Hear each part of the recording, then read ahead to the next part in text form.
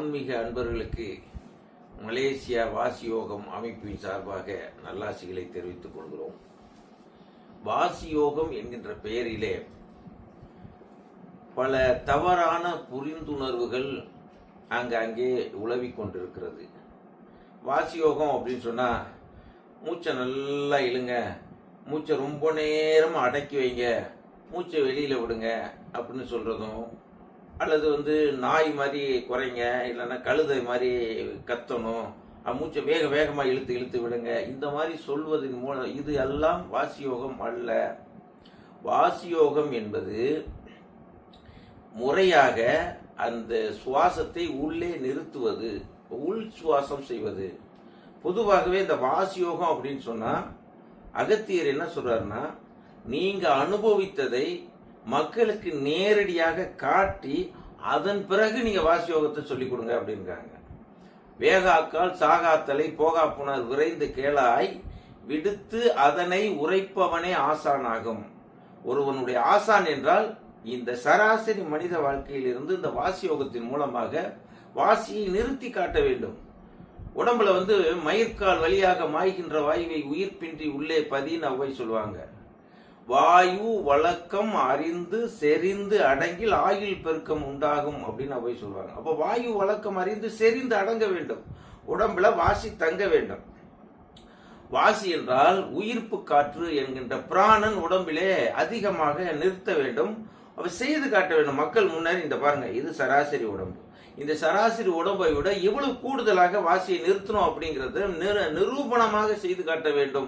அப்படி நிரூபணமாக செய்து காட்டுகிற வித்தை தான் உங்களுக்கு பயன்படுமே தவிர புத்தகத்தில் படித்து கொண்டு இதை நீங்க தொடர்ந்து செஞ்சுக்கிட்டே இருங்க, 10 வருஷம் கழிச்சு பலன் தரும். ஒரு சராசரி மனிதனாக இருந்து கொண்டு வெறும் படித்து வைத்து கொண்டு உலக வித்தையை எது வேணாலும் சொல்லிக் கொடுக்கலாம், கார் ஓட்டுவதை சொல்லிக் கொடுக்கலாம், உலக வித்தையை தெரிந்து வைத்திருப்பதனால் சொல்லிக் கொடுக்கலாம்.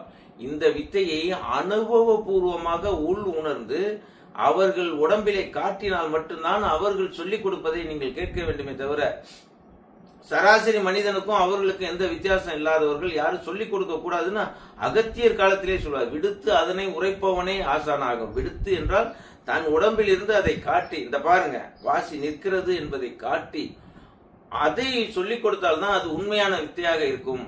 உண்மையான வித்தை அப்படிங்கிறது உடம்பிலே வாசியை நிறுத்த வேண்டும். அந்த நிறுத்தப்பட்ட வாசியின் மூலமாக உடம்பை வெப்பமாக்கி காட்ட வேண்டும். ஏன்னா வெப்பமும் காற்றும் சேர்ந்தால்தான் அதுக்கு பேர் வாசி. வா என்கின்றால் காற்று, சி என்றால் நெருப்பு. நெருப்பும் அந்த காற்றும் உடம்பிலே அதிகமாக தங்க வேண்டும், அப்படி செய்து காட்ட வேண்டும்.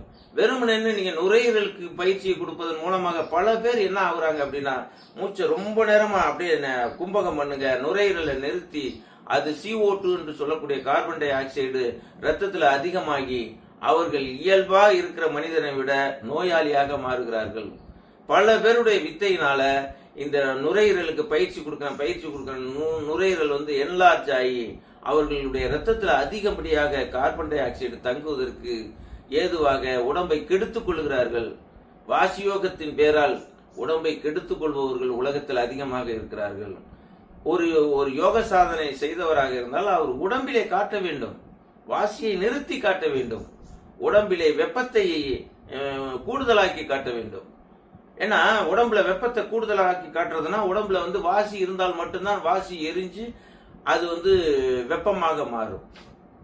இதை காட்டுபவர் தான் உண்மையான வாசியோகி. வாசியோகிகள் செய்து காட்டி அந்த நிரூபணத்தின் பேரில் தான் மக்களிடம் எடுத்து போதிக்க வேண்டுமே தவிர படித்ததை வைத்துக் கொண்டு ஒரு தோராயமாக கணக்கு போட்டு இவர்கள் நுரையீரலையே கவனத்தில் மூச்சை இழுங்க, மூச்சை வெளியில விடுங்க, கத்துங்க, இது பண்ணுங்க, கழுத மாதிரி கத்துங்க, குதிரை மாதிரி கத்துங்க அப்படின்னு சொல்லி எல்லாரும் பல பேர் உடம்பை கெடுத்துக் கொள்கிறார்கள். இதை நன்றாக புரிந்து கொள்ளுங்கள். வாசியோகி என்றால் சாதனையை வெளிப்படுத்தி காட்டுங்கள்.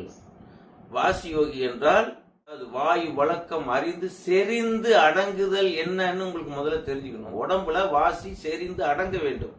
அப்ப செறிந்து அடங்கினால் அதனுடைய வித்தியாசம் பார்ப்பதற்கு கண்ணாலே நேரடியாக பார்த்து உணர முடியும். அப்படிதான் நாமெல்லாம் சொல்லி கொடுத்துருக்கோம். நீங்க பாருங்க எப்படி செறிந்து அடங்குது என்பதை நீங்கள் கவனியுங்கள். அப்பதான் உங்களுக்கு நம்பிக்கை வரும். சும்மா வாயு செறிந்து அடங்காமல் நான் ஒரு வாசி யோகி, நான் பல பேருக்கு வித்தையை கற்றுக் கொடுத்துருக்கேன் அப்படின்னு சொல்லி பிரயோஜனம் இல்லை. நுரையீரலுக்கு பயிற்சியை கொடுத்து மூச்சை இழுங்க, மூச்சை வெளியில விடுங்க, மூச்சை உள்ளர அடக்குங்க அப்படிங்கிறதெல்லாம் உங்களுக்கு பயன்படாது. அதை வைத்துக்கொண்டு வாசி யோகி ஆக முடியாது. இதை நன்றாக மக்கள் இருக்கின்ற ஆரோக்கியத்தையும் கெடுத்துக் கொள்ளாதீர்கள். ஆரோக்கியத்தை கூட்ட வேண்டுமே தவிர கெடுத்துக் கொள்ள கூடாது. ஒரு பழமொழியை தமிழர்கள் சொல்லுவாங்க, கெட்டிக்காரன் கொள்ளையில எட்டுப்பாதை அப்படின்னு சொல்லி. கெட்டிக்காரர்கள் அந்த வித்தை சிறந்தது, இந்த வித்தை சிறந்ததுன்னு பல வித்தையை செய்து உடம்பை இருக்கிற ஆரோக்கியத்தையும் கெடுத்துக் கொள்வார்கள். அந்த மாதிரி இருக்கக்கூடாது. நீங்கள் சிறந்த வாசி யோகியாக இருக்க வேண்டும் என்றால் வாசி யோகத்தை உடம்பிலே செறிந்து அடங்குதல் அடைந்த நேரடியாக நீங்கள் பார்த்து அதன் பிறகு கற்றுக்கொள்ள வேண்டும். அப்படி கற்றுக்கொண்டால் உங்களுடைய ஆயுளும் ஆரோக்கியமும் கூடும். அனைவருக்கும் நல்லாசி. அது